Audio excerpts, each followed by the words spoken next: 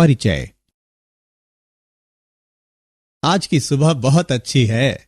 हाँ पिताजी, आज चमकीली धूप का दिन है। तो तुम्हारी पढ़ाई कैसी चल रही है? पढ़ाई बहुत अच्छी चल रही है। बहुत अच्छे आर्यन। पिताजी, मैं आपसे कुछ पूछना चाहता हूं। हाँ बेटा। पिताजी, ये सभी वाहन जैसे कि कारें, ट्रक आदि ईंधन से चलते हैं? हाँ। क्या अंतरिक्ष शटल भी ऐसे ही ईंधन से चलते हैं? मेरे बेटे, उनमें विशेष प्रकार के ईंधन का प्रयोग किया जाता है। ये विशेष प्रकार का ईंधन कैसा होता है? अंतरिक्ष शटल को ऊपर ले जाने के लिए उनमें बाहरी टैंक में हाइड्रोजन का उपयोग किया जाता है। क्या तुम इस बारे में और अधिक जानना चाहोगे? हाँ पिताजी। इस पाठ में आप हाइड्रोजन और इसके यौगिकों के बारे में सीखेंगे। उद्देश्य।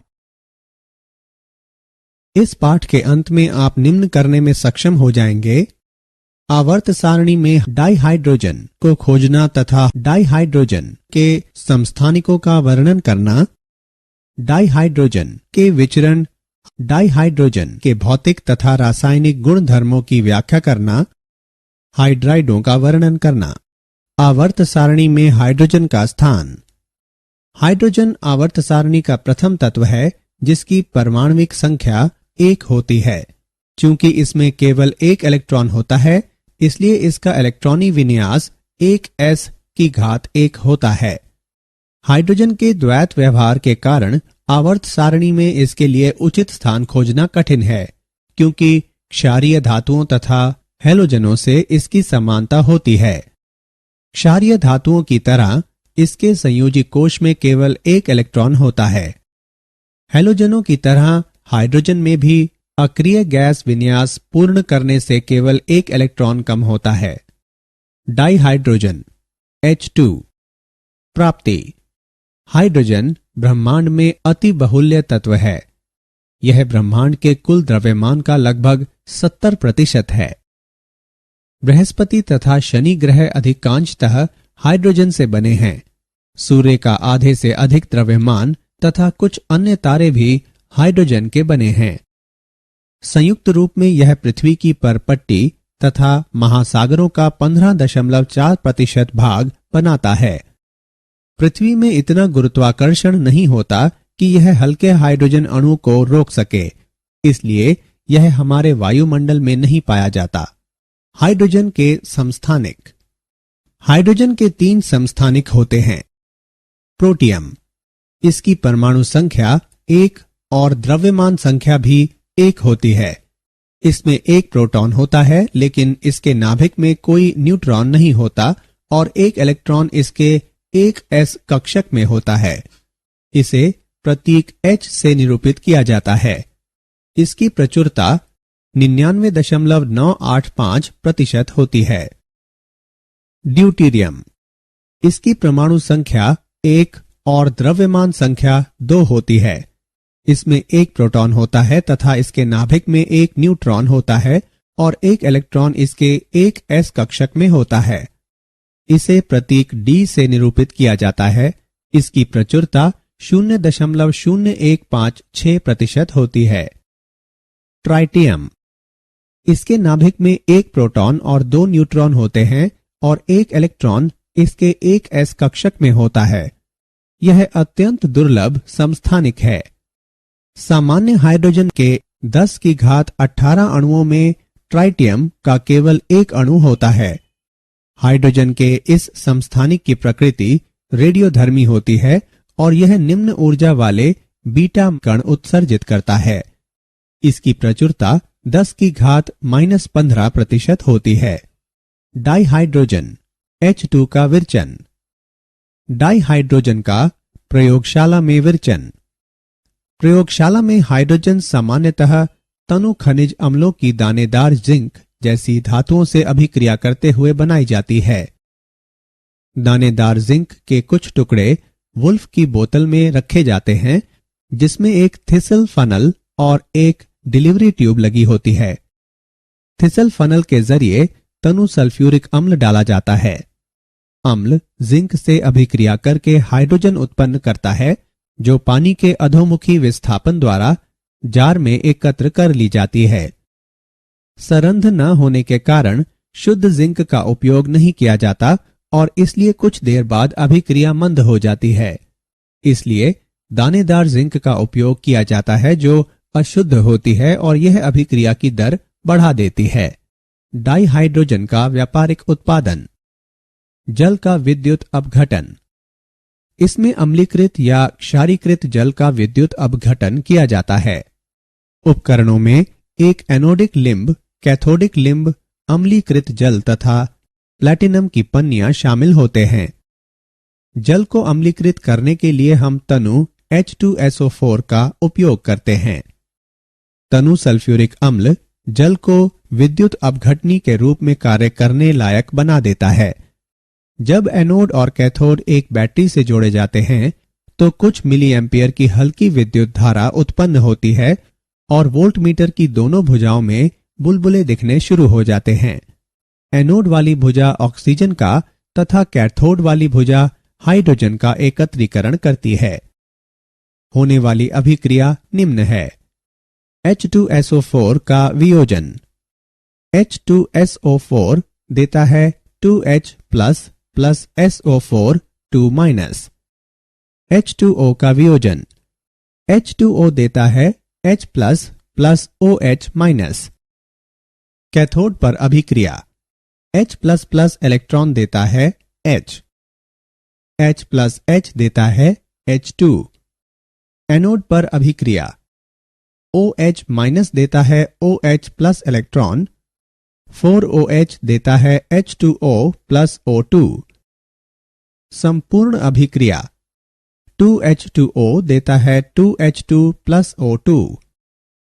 एनोड पर SO4 2 आयनों की वीर्यता में OH माइनस आयन मुक्त किए जाते हैं। ऐसा इसलिए क्योंकि इलेक्ट्रॉन का त्वरित गति से त्याग करना SO4 2 आयन की अपेक्षा OH माइनस आयन के लिए अधिक आसान होता है। चूंकि सल्फ्यूरिक अम्ल इस होने वाली रासायनिक अभिक्रिया में स्वयं भाग नहीं लेता, इसलिए इसे अभिक्रिया का उत्प्रेरक कहा जा सकता है। डाइहाइड्रोजन का व्यापारिक उत्पादन। डाइहाइड्रोजन को लाल तप्त कोक के साथ वाष्प की क्रिया द्वारा भी तैयार किया जा सकता है, जैसा कि नीचे वर्णित है। बनने वाली वाटर गैस संश्लेषित गैस सिंक गैस भी कहलाती है। तब वाटर गैस वाष्प में मिश्रित हो जाती है और तप्त Fe2O3 तथा Cr2O3 पर 770 केल्विन तापमान पर प्रवाहित की जाती है। तब CO CO2 में ऑक्सीकृत हो जाती है। तब CO2 और H2 का गैसीय मिश्रण दाब के अंतर्गत ठंडे जल में बुलबुले बनाता है, जहां CO2 घुल जाती है और डाइहाइड्रोजन गैस बचती है जो बाहर निकल जाती है। यह अभिक्रिया अंगार गैस स्थिति अभिक्रिया भी कहलाती है। डाइहाइड्रोजन के गुणधर्म। भौतिक गुणधर्म। यह रंगहीन, गंधहीन, स्वादहीन गैस होती है। यह वायु से हल्की होती है और जल में अविलय होने के कारण जल के अधोमुखी विस्थापन द्वारा एकत्र कर ली जाती है। यह उच्च दहनशील होती है। यह सभी तत्वों से हल्की होती है। डाइहाइड्रोजन के रासायनिक गुणधर्म। हैलोजनों से अभिक्रिया। हैलोजनों की हाइड्रोजन से अभिक्रियाशीलता निम्न है। हाइड्रोजन हैलोजन से अभिक्रिया करके हाइड्रोजन हेलाइड्स बनाती हैं। डाइऑक्सीजन से अभिक्रिया। हाइड्रोजन डाइऑक्सीजन से अभिक्रिया करके जल प्रदान करती है। डाइहाइड्रोजन के रासायनिक गुणधर्म। डाइनाइट्रोजन से अभिक्रिया। हाइड्रोजन डाइनाइट्रोजन से अभिक्रिया करके अमोनिया प्रदान करती है। धातुओं से अभिक्रिया। हाइड्रोजन धातुओं से अभिक्रिया करके हाइड्राइड बनाती है, जहां M एक क्षार धातु है। उदाहरण के लिए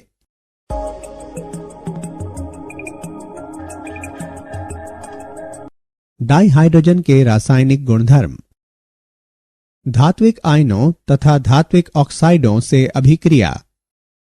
हाइड्रोजन धातु आयनों तथा धातु ऑक्साइडों से अभिक्रिया करके संगत धातुएं प्रदान करता है। उदाहरण के लिए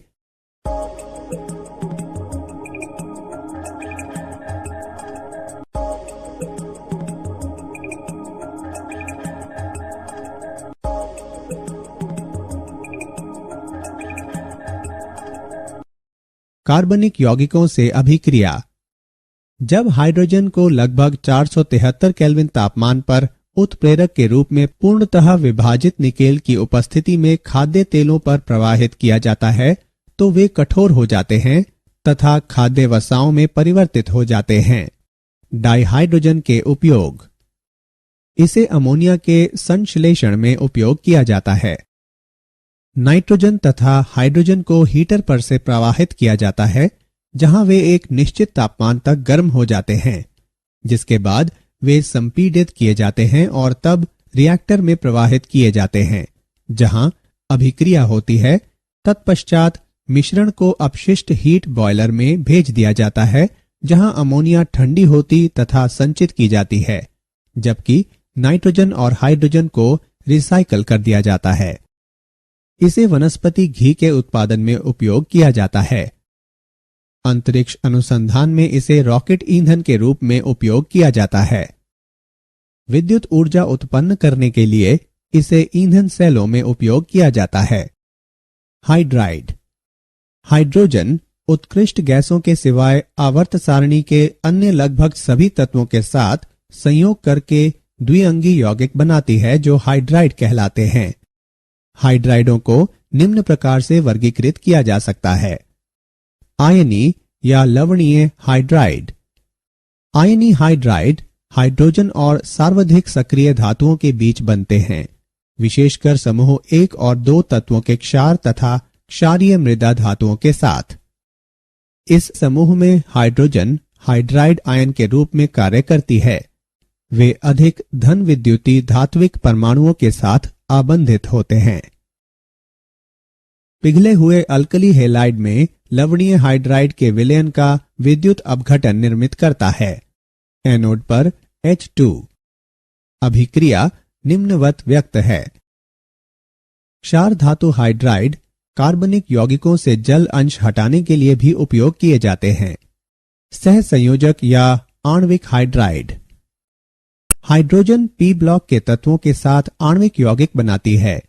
ऐसे हाइड्राइडों के सामान्य उदाहरण CH4, NH3, H2O, HF इत्यादि हैं। इन हाइड्राइडों का स्थायित्व समूह में निम्नता के साथ घटता है। उदाहरण के लिए एक आवर्त में वैद्युत ऋणात्मकता बढ़ने के साथ स्थायित्व बढ़ता है। उदाहरण के लिए सह संयोजक या आणविक हाइड्राइड। आणविक हाइड्राइडों को निम्नवत वर्गीकृत किया जाता है। इलेक्ट्रॉन समृद्ध आणविक हाइड्राइड।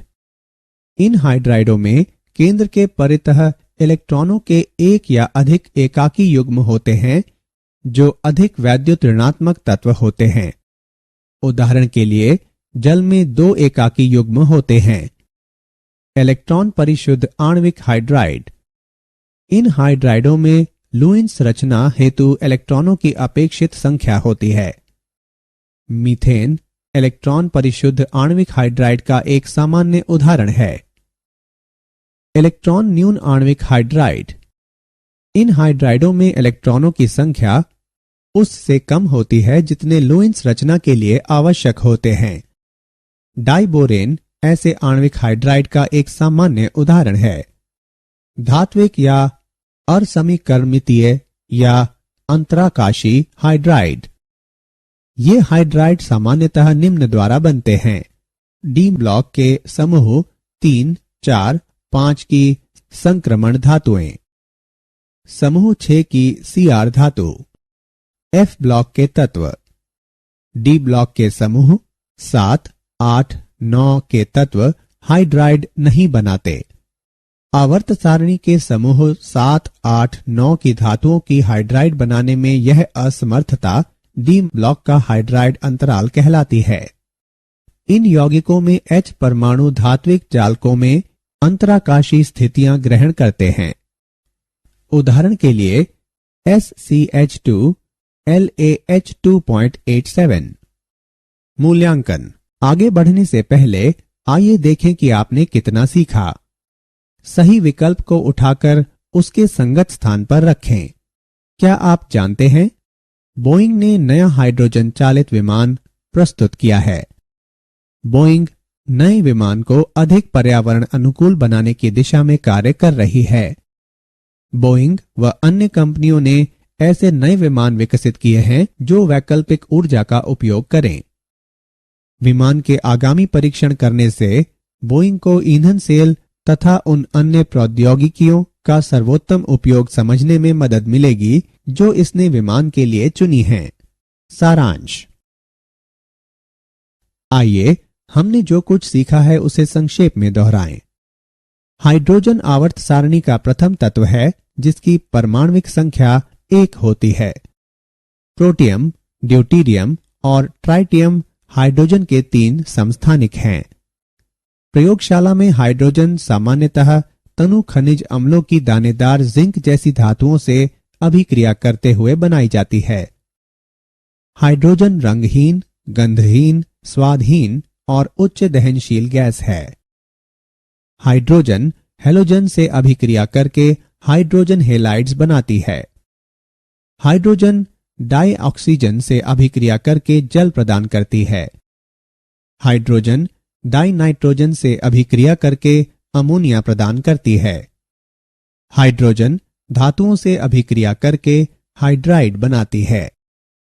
हाइड्रोजन धातु आयनों तथा धातु ऑक्साइडों से अभिक्रिया करके संगत धातुएं प्रदान करता है।